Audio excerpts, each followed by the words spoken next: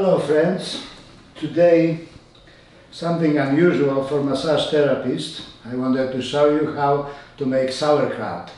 We need a jar, that's 24 ounces, a grater, a little rock, a knife, and candles are optional. We need a bowl in which we will mix the cabbage. Now, the usual way is to use a pound of cabbage for a 24 ounces jar, and I bought already shredded cabbage. It's much easier. That is coleslaw, which have a little bit of red cabbage and some carrot mixed together. First thing we do is to dump the whole mixture, well, all over the place, and the rest into the bowl. And the first thing we do is we peel an apple. And the reason why I like the apple to be peeled is because once it's fermented with the rest of the cabbage, the peel unfortunately is hard and hard to chew on. It doesn't match the rest of the mixture. I know there is a lot of vitamins inside the skin, but we can eat the skin without having it in the sauerkraut. Sauerkraut is actually very healthy. It's full of probiotics, and as a massage therapist and a part of health business, I advise my clients and patients to eat healthy. Since it is so healthy, I just want to make it in the best way and easiest. Anybody can do this at home. Once we have the apple peeled, we shred it into the cabbage mix. Not with the core, just the part outside. That really improves the taste. Once we have apple and cabbage mix, we put sea salt. And remember the proportion. For 1 pound of mixture, we put a teaspoonful of sea salt. It could be with a little top, a little more than just one. And that's for 24 ounces jar. Now, once we have this done, we give it a little massage. Make sure that all the salt is properly mixed with the cabbage. We can squeeze the cabbage a little bit. Now, there is this important part. When you crush the cabbage really hard, it's softer once it's done. If you like more crispy and looser, then you don't crush it too hard. Just depends how you want the final results.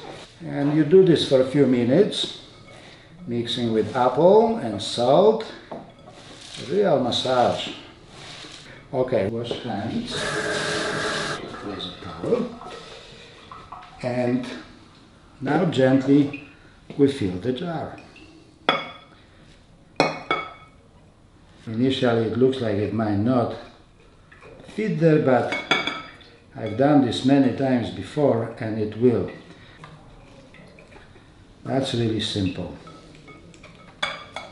You find sauerkraut on the shelf for less than $5 a big jar, but it is full of preservatives, very salty, and it doesn't have to be. Salt is not that healthy, and you need to avoid it as much as possible, and it's not worth to spend the money on that thing. Besides, it tastes awful. The one that I'm making will taste delicious. You can eat straight out of the jar without doing anything to it, and you will get all the health benefit. Once it's in the jar, there is a very important thing that has to be done, and that is that this kraut has to be covered with a little piece of plastic, because we need to pour some water over the top. If it's not covered, the ingredients would pop up to the top of the jar and they will not ferment properly. So the way I do this, I use a lid from a deli container food. With a permanent marker and the lid of the jar, I draw a circle on the lid, and once it's done, I takes a pair of scissors and cut a nice even circle around the line that I drew with the lid.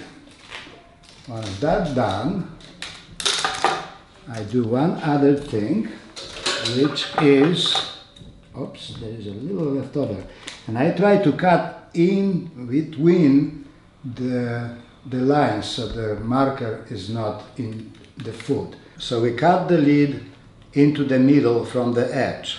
Once we have cut it, we can fold it a little bit, and in that way it's easy to place it into the jar and sort of weight down the mixture. On the top of it I put a rock. At home I use nice crystal, but I didn't have one for this purpose, so I put a little rock from the garden, of course well washed, and that will prevent the cabbage to raise to the top. There has to be a space between the top of the jar and the level of the cabbage, because we will need to add water. Right now I have some clean water, and oops, as always I have to spill some, and we put a little bit until it will sink down. So we have to add a little more in a moment until it stays at a certain level. It cannot be exactly to the rim, because the cabbage swells and pushes some of the water out, and actually it would be wise to put this into a small bowl.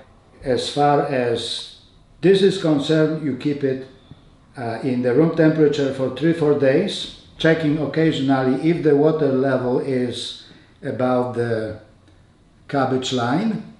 Otherwise the top of the cabbage will not taste good.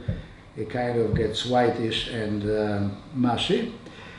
And after 3 or 4 days you can tighten up the lid and put it in the refrigerator. It could stay there for weeks. Sometimes I keep it for a month, and there are no preservatives except for salt. And the other important thing is that the first few days just to put it on the top without screwing it on, and after 3 or 4 days tighten it up, put it in the fridge, and voila, enjoy. Thank you.